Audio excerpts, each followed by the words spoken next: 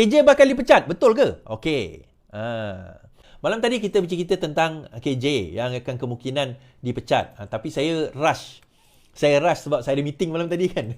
Saya rush, saya ada meeting, so saya tak sempat nak cerita panjang. Cuma, apa yang saya boleh kata dan nyatakan bahawa dalam apa yang berlaku kepada dalam UMNO sekarang ini, macam juga saya cakap petang tadi, ini merupakan satu dia ada pro dan con lah.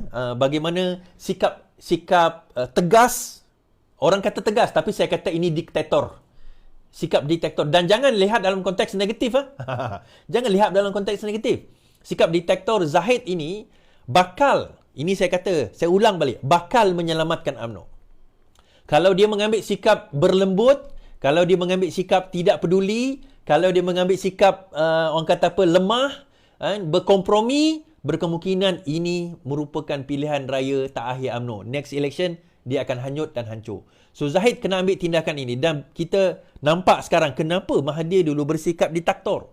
Bersikap diktator di dalam UMNO sehingga UMNO berada di tempat yang sehingga amat tinggi pada waktu itu, dan dia pun memerintah selama puluhan tahun. Kita pun tahu perkara tersebut.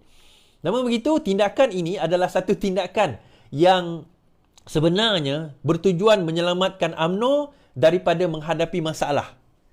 Kenapa masalah yang bagaimana, tuan-tuan? Masalahnya UMNO semakin lemah sekarang ini.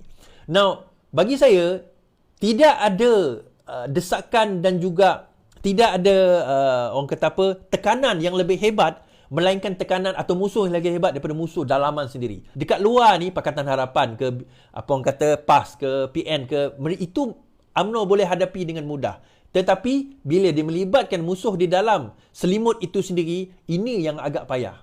Sebab itu ini yang kita hadapi juga sewaktu dengan Azmin, dengan Zuraidah dahulu kan. Bila kita kata dia musuh, orang tak percaya. Kan? Tapi lepas tu bila dah berlaku, baru orang nampak apa yang saya dan rakan-rakan lain masa tu cerita pasal musuh dalam selimut ni. So, Zahid, Najib, KJ, pensabotaj parti lain diputuskan esok. Kita perasan perkataan KJ dan pensabotaj parti. Disekalikan perkataan itu. Mesyuarat Majlis Tertinggi MKT UMNO esok akan menentukan nasib Khairi. Esok 27 bulan.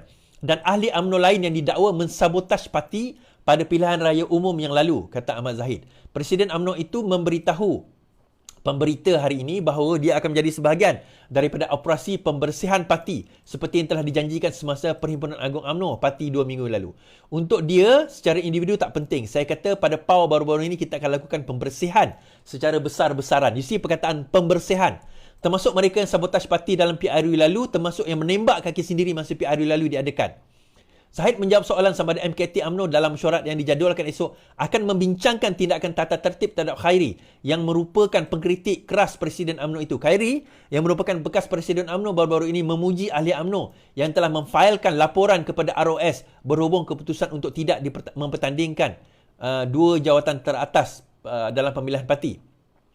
Zahid bagaimanapun enggan mendedahkan berapa ramai ahli parti yang dikenal pasti sebagai pensabotaj sekarang ini. Bila saya kata kita buat secara besar-besaran, maknanya ada orang lain. InsyaAllah. Jadi siapa yang rasa dia buat salah atau belum rasa apa-apa, esok dia rasa. Tapi saya tidak boleh beritahu anda jumlah sekarang. Ia tidak akan menjadi satu strategi jika saya mendedahkan kepada media. Saya perlu embargo semua maklumat sehingga tiba masanya untuk saya umumkan. Tuan-tuan, kenapa... Macam saya kata tadi, kenapa? Dia bermula. Kenapa tindakan untuk mengatakan ROS ni semua sangat signifikan? Dia sangat signifikan sebab pernah berlaku dalam UMNO, pengharaman UMNO tahun 1980-an dahulu bermula dengan beberapa orang, 11 orang salah yang membawa petition kepada ROS menyatakan bahawa UMNO pada waktu itu tidak melaksanakan pemilihan ataupun mesyuarat bahagian ke pemilihan bahagian menyebabkan UMNO diharamkan. Sehingga tertubuhnya UMNO sekarang ni bukan UMNO 46. UMNO sekarang ni adalah UMNO baru yang ditubuhkan secara baru setelah UMNO diharamkan sebelum ini. Itu kita kena tahu. Sejarah ni kita kena tahu. UMNO sekarang bukan. Sebab itu wujudnya semangat 46. Kononnya semangat 46 Kuli membawa UMNO lama melawan UMNO baru, UMNO Mahathir masa itu.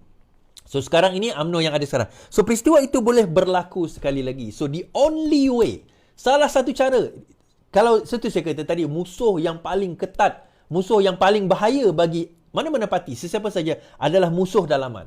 Sebab itu Zahid mengambil tindakan potong dulu. Dia potong dulu musuh-musuh dia. Dia potong semua. So, diktator Lais. UMNO sekarang menjadi diktator. Lantak dia lah. Itu parti dia. Tapi poinnya adalah, ini cara untuk UMNO nak menyelamatkan diri. Kalau UMNO nak kuatkan diri dia, Zahid kena bersikap diktator macam ni. Dan dia kena potong dulu musuh-musuh dalaman untuk dia nak bawa parti UMNO ni ke hadapan. Saya bercakap bukan dalam konteks seorang ahli parti keadilan. Saya bercakap sekarang ni dalam konteks seorang penganalisa politik. Kenapa pentingnya Zahid sekarang ini kena bertindak sebagai seorang diktator. Dia bukan setakat untuk menyelamatkan kedudukan dia sebagai presiden, itu yang utama. Kedua, dia kena buat comeback. Dia orang UMNO kena buat comeback, terutama bila kita sebut UMNO, Barisan Nasional lah, kena buat comeback kembali dalam masa 5 tahun akan datang. Mustahil saya kata UMNO boleh buat comeback kalau pemimpin dia masih lagi macam Ismail Sabri, kita kata macam pemimpin yang sebelum inilah. Walaupun Zahid ada kat situ, sukar untuk UMNO nak buat comeback kalau pemimpin dan kepemimpinan dia tak tegas. Kenapa pentingnya tegas, tuan-tuan? Dia perlu dilihat sebagai seorang yang digeruni, yang disegani bukan setakat oleh kawan, oleh lawan, tetapi juga oleh kawan. Barulah orang kata, that's it lah, kita respect Zahid lah. Walaupun macam tu, tindakan yang dia buat adalah tindakan yang memang akan mengembalikan. Ini bukan sebab UMNO berada dalam kerajaan perpaduan, saya kata macam ni. Dalam kerajaan perpaduan ini, itu cerita lain. Tetapi kalau kita nak lihat, ini situasinya sekarang ini. Dan kalau Zahid mengekalkan momentum sebegini, ada kemungkinan besar UMNO boleh come back in the next election. UMNO boleh come back in the next election. Jadi parti-parti lain kena bersedia, termasuk Pakatan Harapan. Kena bersedia. Ada kemungkinan tak ada gabungan lagi. Kemungkinan akan bertembung lagi. Dan pada waktu itu, berkemungkinan UMNO sudah bersedia. Dan yang paling terkesan adalah Perikatan Nasional lah. Sebab the second enemy kepada UMNO, di samping enemy di dalam parti dia sendiri tadi, adalah siapa? Perikatan Nasional. Kemudian the third enemy dia adalah yang lain-lain, termasuk Pakatan Harapan.